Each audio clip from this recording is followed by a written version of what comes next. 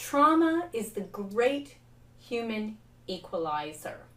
I know right now that you're online and you're watching this video and you are looking for some way to either help yourself after trauma or help those you know or serve recover after trauma. And I know that with practice, and practice is the optimal world, you can recover after trauma and help others achieve recovery as well.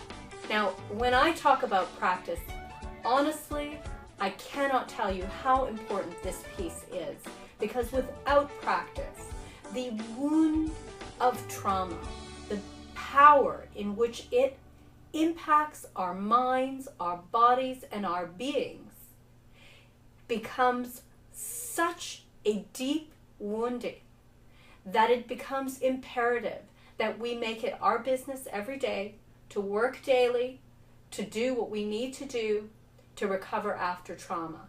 And there's no shortcut. So I want to really encourage you to recognize that it is not a failure if you need to work daily, and that is why Dr. Eric Gentry and myself call our work trauma practice, because we understand that it requires daily practice to recover. So one of the questions I get most often in my practice and through the social media blogs and emails is, why can't I get over this? And if you're asking yourself that question months or even years after a difficult event, then it is time to take a closer look. Terrible things can and do happen to good people and continue to lead strong emotions long after the event has passed. This is especially true when you've experienced a traumatic event. Our bodies are wired to get us out of danger, and this mechanism can continue to work over time, even when the danger is long in the past. Real people, real life trauma is the great human equalizer. Unfortunately, bad things can leave us feeling out of control in our lives, and yet a traumatic event is more common than we can even imagine. Over 82% of those surveyed in 2013 admitted to experiencing a trauma in their lifetime. And of those 82%, more than 20% could be diagnosed with post-traumatic stress disorder. And yet many people don't recognize that they continue to suffer because of a trauma from the past. And even worse, they may not realize that there are really practical things that can help. I want to tell you 3 stories with a common theme. I want to start by introducing myself. My name is Dr. Anna Baranowsky, and I'm a clinical psychologist with a specialization in after-trauma care. I have dedicated my career to assisting trauma survivors and training professionals who work with trauma survivors. And I know that there are approaches that make a huge difference. Now, I don't want to tell you that everybody will recover to the same degree and using the exact same approaches, because that's simply not true. What has to happen is we need to apply the right approaches for each individual and figure out what works well and continue to dedicate ourselves to different approaches and continued application and daily practice in order to get ourselves to a better place, consistently better place over time. So, story number 1. Jessica walks into my office and she's wearing a beautiful suit and she's got a gorgeous haircut, and she's saying she was polished would have been an understatement. She explained that she ran a high-profile ad agency and had no close friends, no children, and no spouse.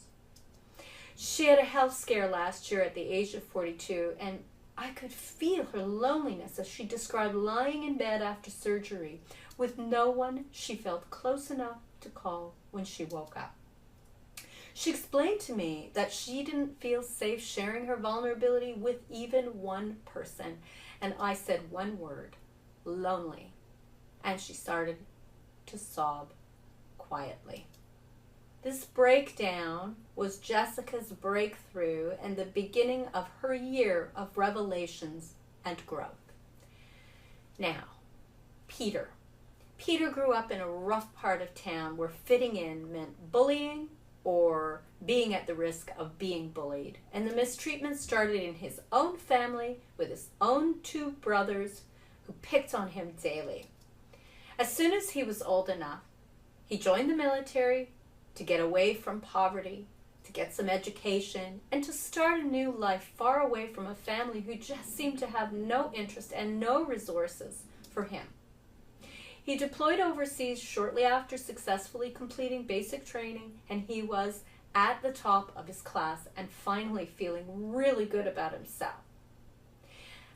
Amanda was a special woman. She loved being outdoors, hiking, biking, and canoeing. Wilderness adventures were times filled with a deep sense of awe and full immersion into what she felt was a divine world. But sadly, her peace was broken and her sense of comfort in the wilderness was shattered when she found herself in a struggle for survival rather than a journey of awe. What tied Amanda, Peter, and Jessica together? Each experienced a terrible, life-altering, traumatic event, and they felt shaken up and overwhelmed by feelings of fear, jumpy sensations in their bodies, and thoughts and worries they just could not shut out or stop. Now, there are a number of really common trauma symptoms that can last for months or even years and are very commonly seen in individuals who are suffering with the aftermath of a traumatic event. One of them is intrusion. And intrusion really refers to thoughts or flashbacks or nightmares of the trauma. And these thoughts, they can come into our mind at any time, just disrupting, cracking open our world in the moment. We may be having a very pleasant afternoon with friends, and all of a sudden we have this terrible thought that just undermines our feeling of connection with others or our sense of safety in the moment. Avoidance of things that remind you of the traumatic experience is another one of those common symptoms. So this might mean that even things that you enjoyed doing before the trauma, you avoid because they might remind you of the trauma or even make you feel vulnerable. Negative changes to thoughts and mood. Well, think about it this way. You may start to look at the world as a completely unsafe place, and that might not have been how you felt about the world before the trauma, or maybe you don't trust people anymore. One way or the other, the way you think about the world is negatively tainted now. And finally, reactivity, including disturbed sleep, poor concentration, startle response, or irritability. Amanda, Peter, and Jessica were all diagnosed with post-traumatic stress disorder. They each received treatment and they each recovered. Getting the right care meant that they were able to move on in their lives, feeling less bothered about the past, better about life, and more hopeful about the future. Before getting help, Jessica believed that she was unlovable. She experienced years of being sexually abused by an uncle. She grew up believing that she could never trust anyone. As a child, she tried to get her mother to stop the abuse, only to hear her say, "What are you doing to provoke this?" Wow, what a terrible thing for her to face. The very person she reached out to, the one she hoped would protect her, was now telling her it was her fault on some level. She chose to protect herself by never letting anyone get too close to her, and she thought this would protect her, but in the end she was isolated and only had her career for company, not a lot of protection. Peter excelled in his military role, moving up through the ranks and finally feeling like he had a family that cared for him, valuing his skills and his contributions. On patrol, he was traveling in an armored vehicle when an IED, which is an improvised explosive device, detonated. The vehicle flipped and he sustained a spinal injury, leaving him paralyzed from the waist down. He had partial use of his hands. life was never going to be the same for him. And finally, Amanda went through each day in an emotional fog. She was no longer the smiling, vibrant woman her family and friends remembered just a year earlier. She couldn't come to terms with the terrible drowning of her childhood friend. Sandy and Amanda were paddling their canoe on the rapids when a storm worsened. They were both thrown suddenly, along with their belongings, into the cold water, and she struggled to pull herself to shore. Shivering, she realized that she was alone. Sandy was nowhere in sight, and she asked herself, how could this be? Sandy was the stronger swimmer, and she was right behind her, heading to shore. Nothing after that made any sense to Amanda. She blamed herself and vowed to never forgive herself. She was plagued by memories of that day, and she played the memory over and over again with no relief in sight. Recovering after trauma, we know, requires that we recognize what's happened to us. Part of it really is learning about the impact and educating ourselves about what happens to us. We know that trauma can take a terrible toll on our nervous system, leaving us feeling jumpy and constantly anxious. One woman explained to me that she constantly felt like her heart would jump out of her chest. Another described how the mind never stopped rewinding the terrible moments. And yet, we now understand that not only can we recover from traumatic events, our bodies are actually wired to find ways to reclaim calm and adjust to life after trauma. Makes sense. We're all human beings, and there's always been trauma in the world. It makes sense that our bodies have a mechanism for recovery as well. The best approaches after trauma include 3 basic steps. Harnessing calm, and this includes any activities that retrain the body and mind to relax and unwind. And we need to do this deliberately and practice regularly, as trauma can leave us in a chronically agitated state. The next one is working through trauma memories, and although this can seem like a frightening thing to do, it can often prove to be the most important step because it allows us to make sense of and get over life's most difficult moments. There are many approaches used today that are truly informative: EMDR, thematic map, CBT trauma therapy, somatic therapy.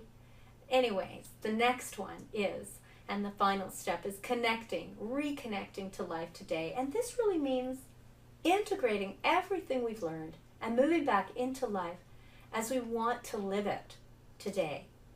The steps to get here may require some backtracking. We sometimes need to return to regular activities one little step at a time, or find new things that work better for us right now after the trauma.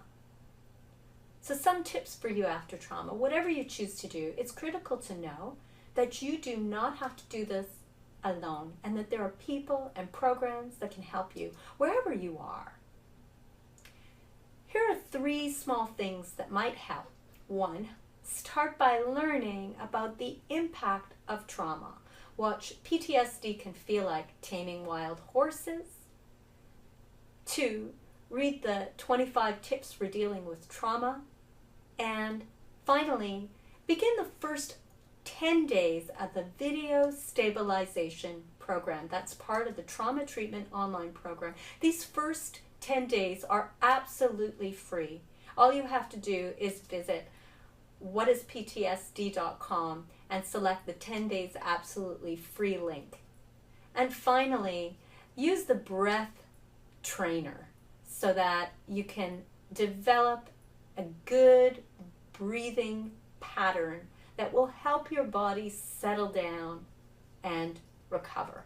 So we have a couple of tools to help you with that as well. You can watch 3-6 breathing, which is a YouTube video. The breath is the window into the nervous system. Or you can use our Breathe 911 app, which can be downloaded on iPhone, iOS devices, and on Android devices. Remember, daily practice is not a luxury item in trauma recovery. And I do hope that this video has helped you, if you're seriously ready to deeply dedicate yourself to growth, you might find the full Trauma Treatment Online program, which gives you practical trauma recovery tools daily, a help in your journey. Visit whatisptsd.com and have a gentle day.